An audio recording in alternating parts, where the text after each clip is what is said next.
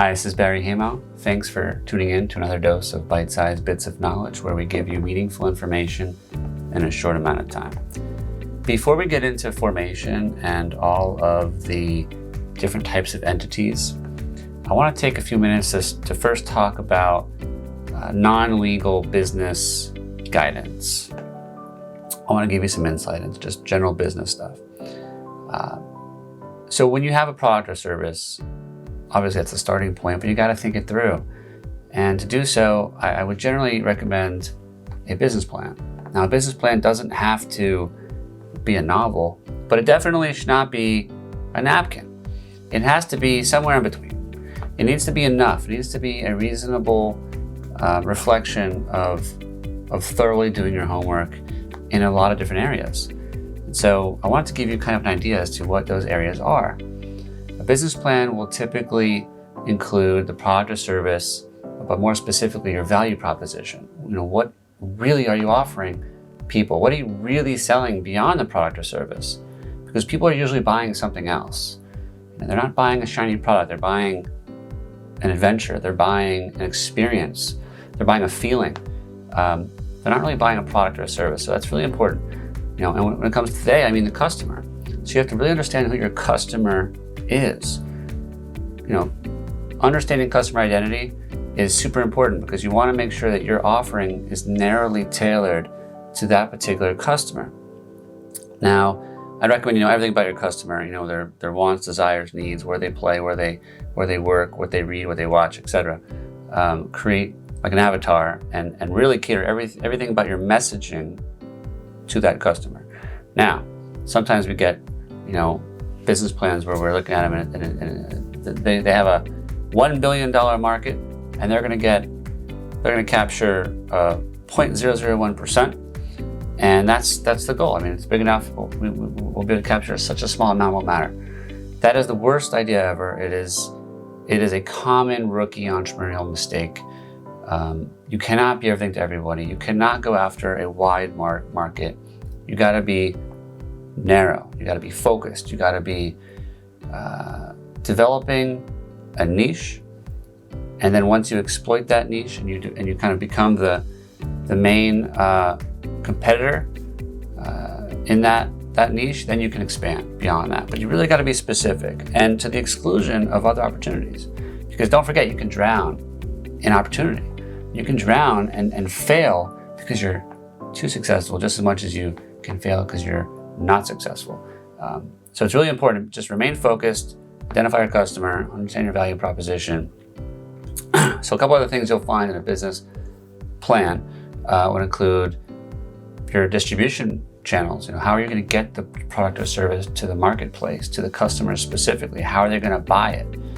Understanding that process is really important, and your costs are critical to understand because it's going to cost you money to get from A to B to C.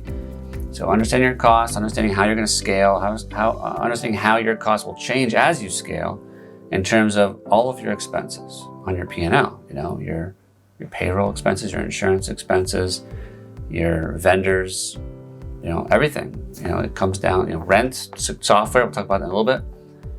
You got to understand exactly your costs because then you need to understand how to make a profit. Okay. Your business plan will also include a competitive landscape, which is an analysis of your competitors, who they are, what they're offering, what their messaging looks like, their pricing model, their website, their advertising, everything.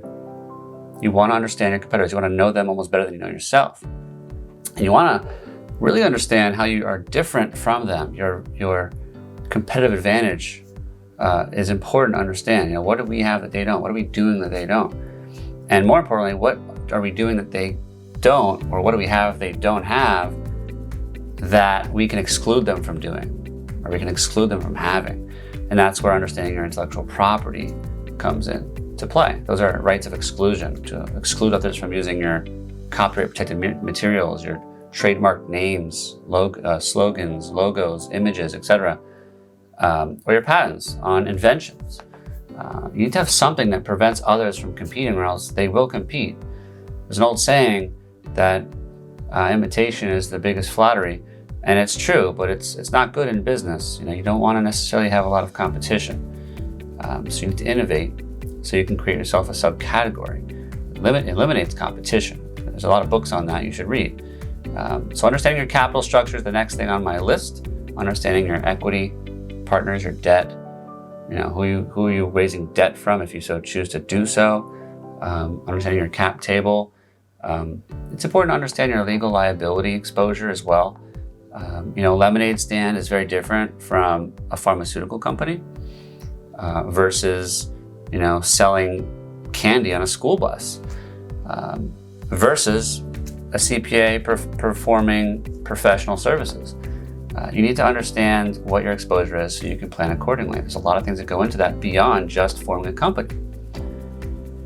I would recommend that you find an executive team that has credibility, has experience, and can contribute and can put some skin in the game. That's really important. I think that leadership and the people on your executive team are super important because it's better to have a mediocre plan with a better team than the opposite. I'd recommend that you invest your attention and develop a strong business model.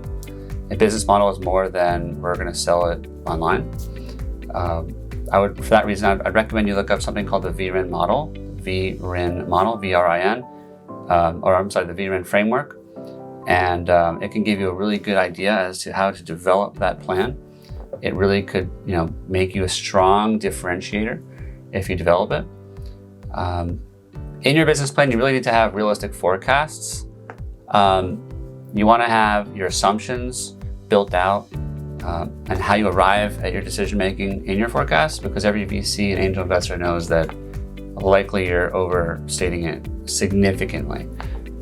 So just demonstrate that you're thorough and you're responsible and you're diligent by giving them reasonable numbers with data and assumptions. They'll appreciate it very much. So with that all being said, there's a ton of information online about business models and marketing plans and all that kind of stuff. I'd recommend, in my opinion, that you pick up the Startup Owner's Manual, Lean Startup, and Blue Ocean Strategy. I found them to be very influential. I have a ton of others on my list, but those are the three I think I'd like to share with you. I think as well, you should find everything that Jim Collins ever wrote or published or recorded. He's a really articulate business mind. I think you'll get a lot out of it. Start with his book, Good to Great. It's definitely made an impact on my life and my businesses. I'll have a link in my description of this video to somebody who I'd recommend as a consultant to help you develop your business model and your marketing strategy, to help you go linearly from where you want to go instead of going and winding paths with wasting a lot of time and money learning. I'd highly recommend you do that. And overall, I just wanted to tell you, just think it through, put the time in, put the effort in, do your homework. It will pay for it. It will pay you back. It will pay dividends. So before we wrap up this video, please download our free Florida entity chart and our free business planning stress test. The links are in the description. I want to thank you for stopping by and stay tuned for more.